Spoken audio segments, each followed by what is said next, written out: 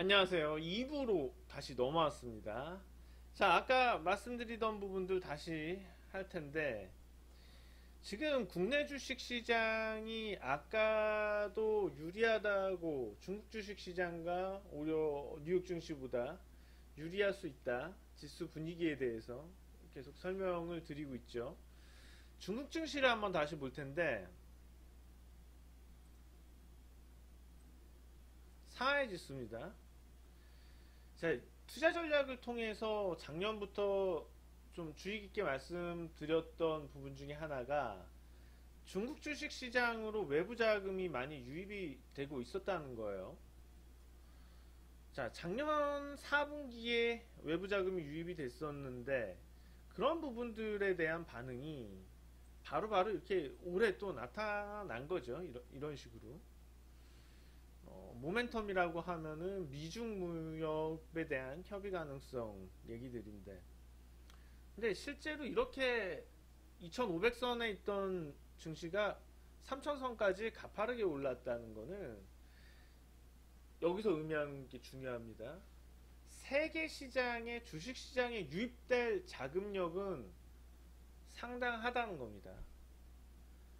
자, 만약에 어느 한쪽으로 계속 기운다면,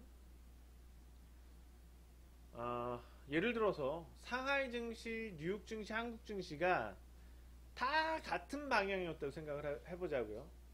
그리고 지금 뉴욕 증시, 한국 증시, 중국 증시, 전부 다 뉴욕 증시처럼 고점에서 가파르게 오르고 버블도 일어나고 고점에서 좀 밀려 내려오고 다 같은 흐름이라고 보자고. 그러면 사실 매력이 없을 수도 있어요. 세계 주식시장에 투자하는 부분들이요. 주식에 투자하는 주식 현물에 투자하는 부분이. 근데 디커플링을 유지했다는 부분에 대해서 주목을 해야지 됩니다.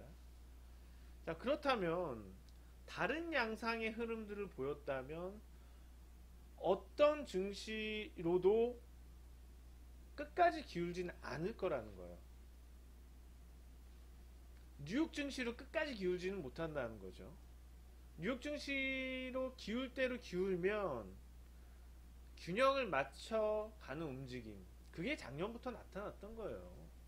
그래서 올해 균형을 맞추는 흐름들이 이어졌던 거고, 계속해서 좀 더 이머징 마켓, 특히 중국 증시 중심으로 한 중화권 증시, 한국 증시도 포함이겠죠. 그들의 키들을 더 맞춰주려는 자금의 이동들은 나타날 거라고 봐요. 그러면 지금에서는 당연히 뉴욕 증시 투자하는 것보다 중국 증시나 한국 쪽에 하는 게 더 확률적으로 높을 수도 있어요. 그래서 저는 전망을 오히려 그쪽으로 보고 있습니다. 뉴욕 증시보다는 뉴욕 증시가 추가로 더 오르더라도 유출의 가능성이 많아지고, 지금 기대 수익은 상당히 낮아진 상태거든요. 왜냐하면 많이 올라와 있으니까. 반대로 한국과 중국 증시 같은 경우에는 안 좋았었으니까 여건이 그동안 많이 내려와 있는 상태예요. 그런데 언제까지 안 좋지는 않아요. 언제까지 매력이 없지는 않아요. 현재 주가 가치보다 당연히 밸류가 더 높게 형성되는 구간은 오기 마련입니다. 제가 볼 때는 이런 점들을 감안해서 지금 국내 주식시장도 다시 보면 유리한 측면은 분명히 존재를 한다고 봐요. 국내 주식시장 코스피로 다시 넘어와서 보실 텐데, 우선은 이제 코스피도 마찬가지로 계속 쭉쭉쭉 뻗어서 갈 수는 없어요. 당연한 이치지만 지금과 같은 등락은, 자 보세요. 이렇게 추세적으로 무너진 이후에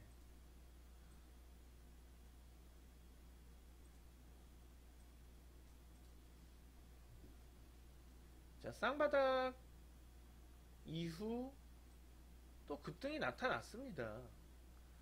여기서 물론 우리 마음이야 쭉 올라버리면 좋겠죠.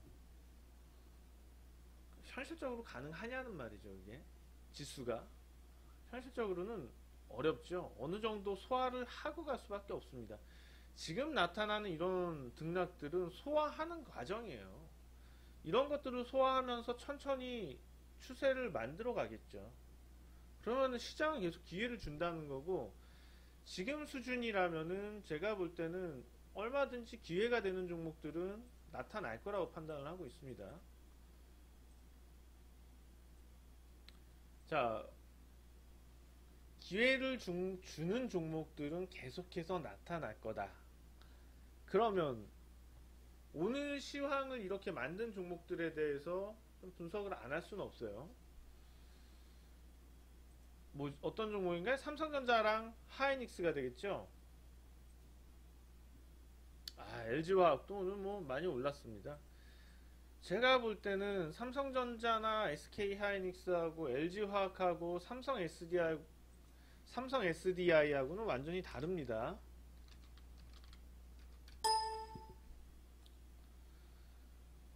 제가 생각할 때는 베스트는 LG화학이 좀 더 유리한 측면들이 있다고 보고 있고요. 물론 2차전지와 관련된 성장성도 있고 전방산업에 대한 회복 기대 이런 부분들. 반면에 SK하이닉스하고 삼성전자가 오늘 많이 오르긴 했는데 저는 당장 그렇게 막 전망을 이들 우리 증시 시가총액 탑 1인 삼성전자하고 SK하이닉스의 전망을 그렇게 주가 전망을 단기적으로 그렇게 매력 있다고 보진 않아요. 지금 삼성전자 주가 흐름을 좀 좁혀놓고 보고 계시는데 먼저 기술적인 부분들이 많은 얘기를 해줍니다. 이때 뭐죠? 업황 호황기죠. 그 다음에 업황이 빠지게 되니까는 빠져 내려온 거예요. 자, 그러면은 오늘 있었던 이슈는 마이크론에서 감산한다는 이슈였어요. 마이크론에서 감산을 왜 할까요? 전망이 좋지 않다는 거거든요. 자, 마이크론 감산을 하면은 가격 측면에서, 제품 가격 측면에서 좀 긍정적 효과가 있겠죠. 문제는 수요가 줄어버리는데 영업이익이 증가할 수 있을까요? 현실적으로 어렵다는 겁니다. 하이닉스로 넘어와서 다시 좀 보시면은 SK하이닉스입니다. 제가 볼 때는 이미 주가는 반도체 호황기 때에 많은 것들을 반영을 했었고 일부는 오버슈팅도 있었다고 봐요. 과도하게 올랐던 흔적도 2018년 작년 상반기에 있었다고 전 보고 있습니다. 그러면 가격 조정, 주가 조정기가 다 끝났냐, 업황 조정기가 끝났냐는 말과 같을 텐데 저는 좀 더 지켜볼 점들이 있지 않을까 판단이 됩니다. 지금 SK하이닉스 먼저 보실 텐데요. 올해 실적, 올해 매출액이 작년 매출액, 17년도 매출액도 안 돼요. 영업이익도 많이 줄고요. 예상되는 전망이요. 내년에 회복을 해도 그 내년까지 어떻게 예측이 정확하겠습니까? 그냥 긍정적인 컨센서스일 뿐이죠. 삼성전자는 좀 희망을 걸 수 있는 거는 핸드셋 부분이죠. 핸드셋 부분에 있어서 희망을 걸 부분들은 있긴 하지만 주력은 반도체예요. 근데 이 메모리 반도체 관련돼서 올해 매출이 줄어요. 매출이 이렇게 줄어요. 매출 주는 부분에 있어서는 자, 영업이익은 39%나 감소를 할 것으로 예상이 돼요. 이런 점도 따져본다면은 제 생각에는 가격 조정을 다 안 받았다. 그래서 SK하이닉스 매수에 대해서는 좀 부정적입니다. 그렇기 때문에 오히려 지금처럼 이런 이슈가 있을 때는 좀 매도 기회로 잡는 게 맞지 않을까 그렇게 판단이 들어요. 그래서 만약에 SK하이닉스와 삼성전자가 부진하다면 지수도 불리한 거 아니냐 이렇게 생각할 수도 있어요. 그렇지만 그렇지는 않아요. 보자고요. 우리 오히려 SK하이닉스하고 삼성전자 부진할 때 시장에서 먹을 게 더 많았었어요. 오늘 외국인이 4천억 원 넘게 순매수했는데 다 여기 들어간 거거든요. 그럼 여기 안 들어가면 다른 데 들어갈 수 있잖아요. 그래서 저는 사실 SK하이닉스하고 삼성전자가 올라서 국내 주식시장에 좋을 게 시장 참여자들한테 득이 될 게 얼마나 있을까? 저는 오히려 그것보다는 그렇지 않은 부분이 더 좋다고 생각을 해요. 시가총액이 크기 때문에 주가를 올리기 위해선 더 많은 자금이 필요할 거고, 삼성전자를 3% 끌어올릴 자금이면은 코스닥 제약바이오주들 주가를 급등시킬 수도 있죠. 이런 측면에서 접근했을 때 오히려 SK하이닉스하고 삼성전자 전망이 부진하다는 게 국내 주식시장이 더 매력적일 수 있다는 판단이에요. 그래서 오늘 반도체와 더불어서 2차전지 관련주들도 이슈가 됐는데 차라리 LG화학 이런 종목들이 저는 훨씬 매력이 있다고 보고 있습니다.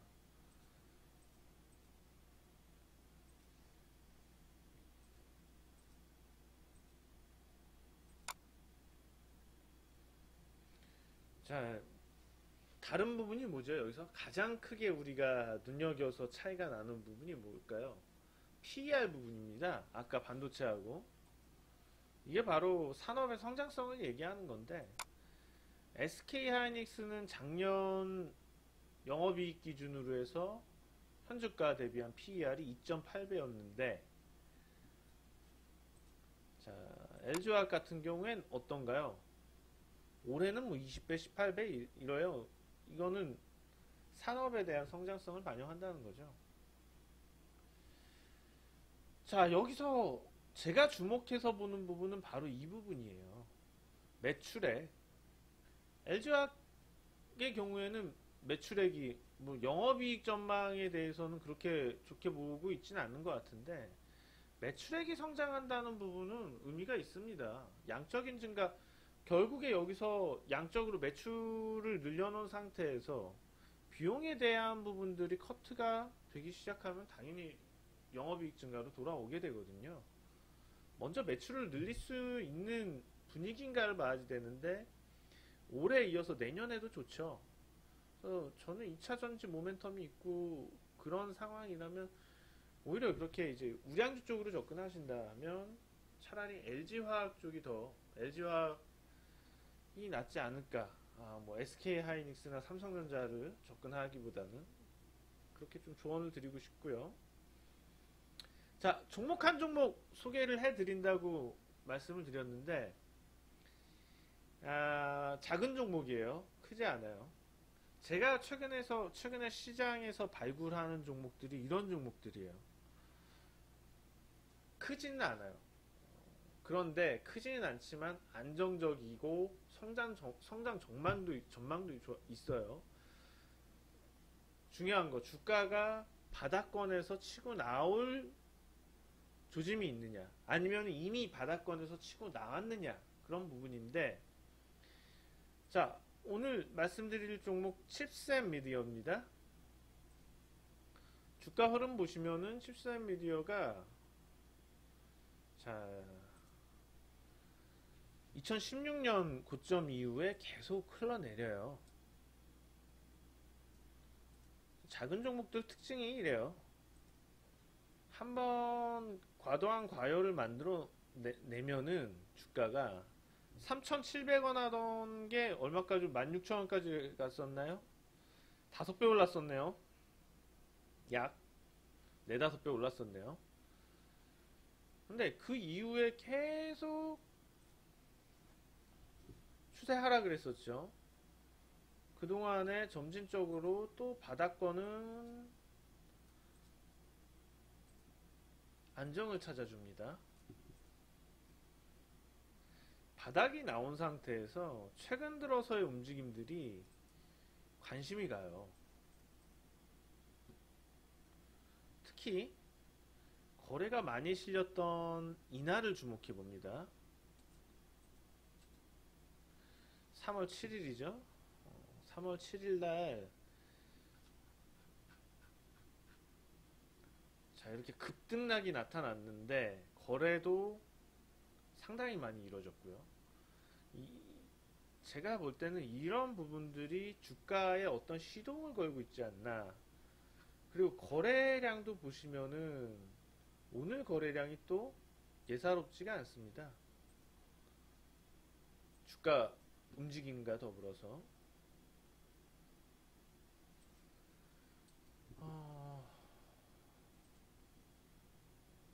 자, 다른 실적 부분 10세 미디어 작은 종목인데도 어때요? 커버리지가 다 돼 있죠. 커버리지가 뭐냐 하면 이제 아주 작은 종목들에 대해서 증권사에서 분석을 못 합니다. 분석 보고서를 내질 않아요. 근데 이거는 주가 전망이라든지 이런 분석 보고서를 낸다는 거죠. 그만큼의 가치가 있으니까 한다는 거고. 자, 계속 성장을 하는데 작년에 흑자로 전환을 했어요. 그리고 올해도 4, 50%의 영업이익 증가 전망이 있습니다. 매출이 크지 않은 이유는 생산업체가 아니고 설계업체이기 때문이에요. 칩셋미디어는 그 종목 이름에서 바로 나와요. 종목 이름이 얘기하는 것처럼 미디어 칩에 대한 설계입니다. 미디어 칩. 그러니까 우리가 계속해서 고화질의 디바이스들이 많이 나오고 있죠. 차량에 사용되는 부분들과 기타 센서, 그 다음에 뭐 핸드폰부터 해서 무수히 많아요. 근데 이게 점점 소비자들이 고화질을 요할수록 이거를 처리해야 되잖아요. 그거를 처리하는 칩에 대해서, 반도체 칩에 대해서 설계도 복잡해질 수밖에 없어요. 이러한 기술력을 가지고 있기 때문에 매출은 크지 않지만은 계속해서 꾸준하게 성장을 한다는 거고, 가장 중요한 점, 오늘 주목해서 생각할 점이 M&A 관련돼서 이슈, 물론 꼭 칩셋 미디어가 삼성전자에 인수되고 그럴 가능성을 쭉 따져본다면 희박하죠. 낮죠. 그렇지만 오늘도 이슈가 됐던, 최근에 이슈가 됐던 부분들이 그건데, 삼성전자에서 이제 글로벌 관련된 그 자율주행과 자동차 전장산업과 관련된 업체들에 대해서 좀 인수하는 흐름들이 있어요. 그러면 오히려 이런 설계에 대해서, 칩셋 설계에 대해서 능력을 갖추고 있는 업체들에 대해서 인수할 가능성은 계속 있습니다. 꼭 삼성전자뿐만 아니에요. 전 세계 큰 IT 업체들이 노리고 있어요. 그럼 제가 볼 때는 칩셋 미디어도 꼭 삼성전자가 아니어도 어떤 다른 업체에서, 다른 큰 업체에서 노릴 법도 하지 않을까, 그런 생각도 듭니다. 만약에 그런 부분들이 불거진다면은 현재 뭐 매출이고 그런 게 무슨 상관일까요? 주가가 튀지 않을까 생각을 하고요. 가장 중요한 거는 이미 좀 주가가 많이 내려왔던 상태이기 때문에 가격 메리트도 있고, 여기서 빠져봤자 한계가 있다는 겁니다. 그래서 그런 리스크를 좀 커트할 수 있는 부분도 주가가 이미 안 올라있기 때문에 우리가 노릴 수 있는 거죠. 자, 뭐 칩셋 미디어를 오늘 이렇게 시황 시간에 추천을 드렸으니까는 다음에 뭐 어떤 흐름들 보고서 나중에 점검도 또 해서 올려드리도록 하겠습니다. 자, 2부도 시간이 다 됐네요. 오늘 투자 전략 이렇게 동영상으로 만나 뵙습니다. 오랜만에 저도 촬영을 하느라고 미숙한 부분들도 많았던 것 같은데요. 종종 이렇게 제가 영상으로 해서 뭐 시간이 길어지면 1, 2부도 나눠서 갈 수도 있고요. 이런 식으로 또 올려드리도록 하겠습니다. 계속해서 골든클럽 많은 사랑 부탁드리고요. 저는 다음에 기회 되면 다시 찾아뵙도록 하겠습니다. 감사합니다.